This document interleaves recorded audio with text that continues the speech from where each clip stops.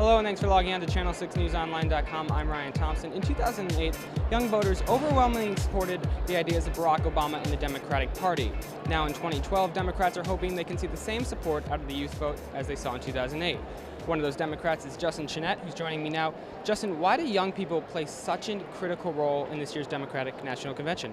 It's very simple. We are the future. We have to get young people involved in this process because for so long we felt shut out of that process. And I think you saw in the 2008 presidential election that for once we had a candidate that actually cared about what we thought and wanted to include us in the process. And so we are continuing that energy that we had in 2008 through this election because it is so critically important, because there's two very different visions of the direction of this country, and I think it's so critically important that we re-elect President Barack Obama to the role of the presidency because he actually cares about young issues. And so that kind of spans the spectrum, whether it be women's issues or making sure that we can stay on our parents' health care insurance to 26, creating jobs. These are the sorts of issues that we all care about, and it's young people that are going to be the future, but we have to do something about it right now. We can't wait 20 or 30 years and wait around to say, oh, it's too late to get involved. Now is the time.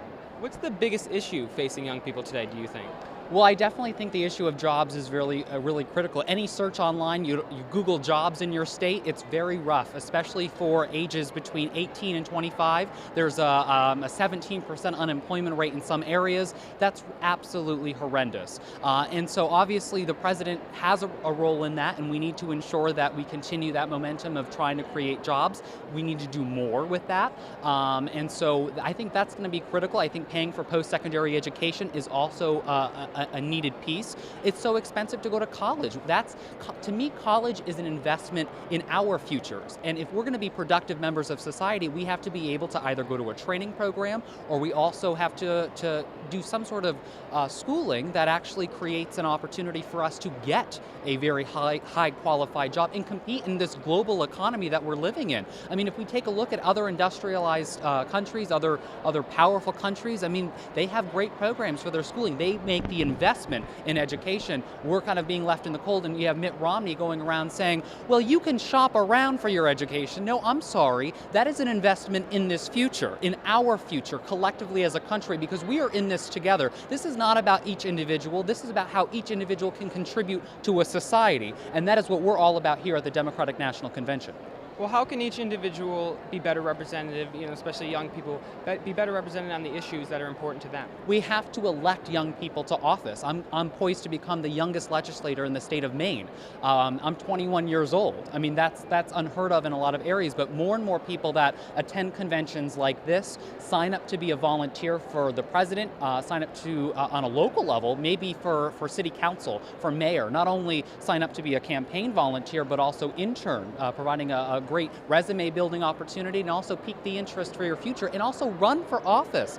Don't listen to the naysayers that say that you can't. Say that you can. If you believe in yourself that you can make fundamental change at a local level, run for your local city council. I mean, that's the so important piece, that you can achieve anything you want to in this lifetime. You just have to go out there and get it. And for too long, young people have been kind of like sit down and shut up, and we have to actually say, no, we will have a voice, we will make change, and we will have a great life if we work together.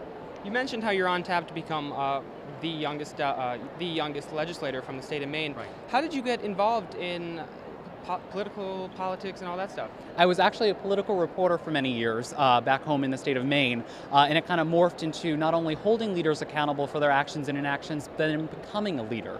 It was a great transition from having a solid foundation in journalistic principles and that accountability, and now wanting to kind of bring that to the state capitol and holding kind of government officials accountable internally and creating the policies that are necessary to move forward with. I see an opportunity as a young person to create the kind of life for myself in other people. If I want jobs, okay, well, what can I do as a government official to do that? Okay, I want post-secondary education to be affordable. Why don't I just do that myself? Why do I have to listen to somebody 50, 60 years old tell me that I'm struggling? I know I'm struggling. Let me try to solve the issue because I'm the one who knows directly about it. And so it's inspiring to see other young people say, you know what, Justin, this is great that you're running it. It maybe piques my interest to run, and that to me is worth it. If one person is affected by my run for state legislature in the state of Maine or across the country, then I've done my job in trying to infuse this idea of passionate community service. That's what this is about. It's not about politics or power plays. This is about public service, and that is the centerpiece of this convention. And lastly, Justin, it's Labor Day, the convention hasn't started yet, but what do you hope to hear in the convention proceedings over the next coming days? I hope to hear speeches that really re-energize the base. So really re-energize that spirit that we had in 2008 of service above self.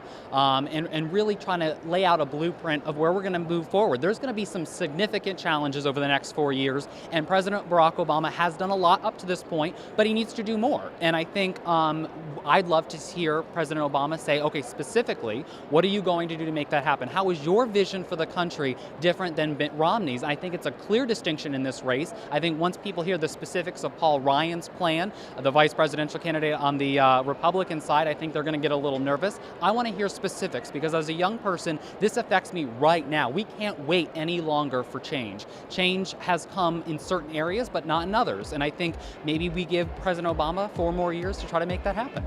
All right, thank you so much, Justin. Thank you. More coverage of this year's Democratic National Convention from Charlotte right here on DNCon6.com.